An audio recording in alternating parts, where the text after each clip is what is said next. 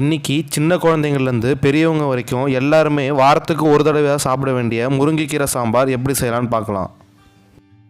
இது செய்கிறதுக்கு ஒரு குக்கரில் 200 கிராம் துவரம்பருப்பு, 4 பல்லு பூண்டு, கொஞ்சோண்டு மஞ்சள்தூள், பருப்பு வேகிறதுக்கு தேவையான தண்ணி ஊற்றி 4லேருந்து 5 விசில் விட்டு எடுத்துருக்கேன். இப்போது பருப்பு இந்தளவு நல்லா குழஞ்சி வந்ததும் நம்ம வீட்டில் இருக்க மற்ற வச்சு நல்லா கிடஞ்சி இந்தளவுக்கு ஆனதும் சைடில் எடுத்து வச்சுருங்க. இப்போது குழம்பு தாளிக்கிறதுக்கு அடுப்பை பற்ற வச்சுட்டு ஒரு பாத்திரத்தை எடுத்து வச்சுருங்க. பாத்திரம் நல்லா சூடானதும் ஒரு 2 ஸ்பூன் எண்ணெய் ஊற்றிக்குங்க. இப்போது எண்ணெய் நல்லா சூடானதும் 1 ஸ்பூன் கடுகு, 2 காஞ்ச மிளகாவை 2 கிள்ளி போட்டிருக்கேன். கூடவே கொஞ்சோண்டு சோம்பு ஆட் பண்ணிவிட்டு 7லேருந்து 8 பல்லு பூண்டை இடித்து ஆட் பண்ணியிருக்கேன்.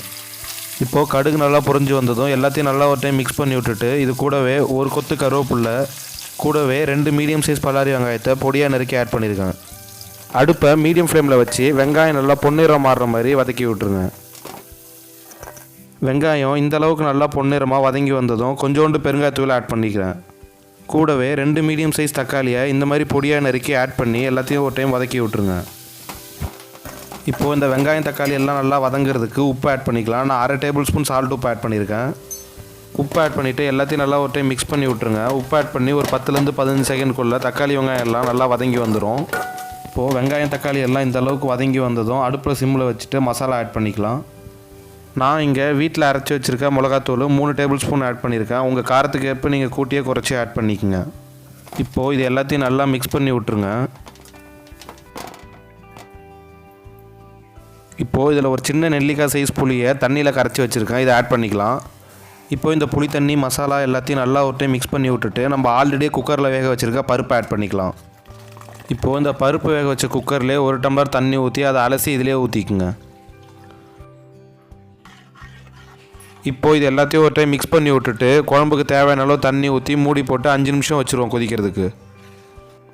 இப்போது 5 நிமிஷம் ஆச்சு. குழம்பு நல்லா இப்போ கொதிச்சிருச்சு. இப்போ ஓப்பன் பண்ணி பார்ப்போம்.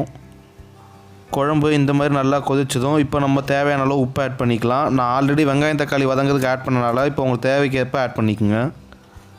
இப்போது நம்ம முருங்கைக்கீரை ஆட் பண்ணிக்கலாம். எப்பயுமே குழம்பு இறக்கிறதுக்கு 5 நிமிஷத்துக்கு முன்னாடி தான் முருங்கைக்கீரை ஆட் பண்ணணும். நான் இங்கே முருங்கைக்கீரை ஆஞ்சி கழுவி வச்சுருக்கேன். இதை ஆட் பண்ணிக்கலாம். உங்கள் தேவைக்கு ஏற்ப அதிகமாகவோ கம்மியாக ஆட் பண்ணிக்கலாம். ரொம்ப அதிகமாக ஆட் பண்ணிட்டோன்னா குழம்பு ஒரு மாதிரி இருக்கும். நான் நம்ம கைக்கு அடங்குற மாதிரி 2 கையளவுக்கு முருங்கைக்கீரை ஆட் பண்ணியிருக்கேன். இது எல்லாத்தையும் நல்லா ஒரு டைம் மிக்ஸ் பண்ணி விட்டுட்டு 1 நிமிஷத்தில் அடுப்பை ஆஃப் பண்ணிடணும். கீரை ரொம்ப கொதிச்சிடக்கூடாது. இப்போது நான் 1 நிமிஷம் கழித்து பார்க்கும்போது அங்கங்கே சின்ன சின்னதாக கொதிக்க ஆரம்பிச்சிச்சு. இப்போ நம்ம அடுப்பை ஆஃப் பண்ணிட வேண்டியது தான்.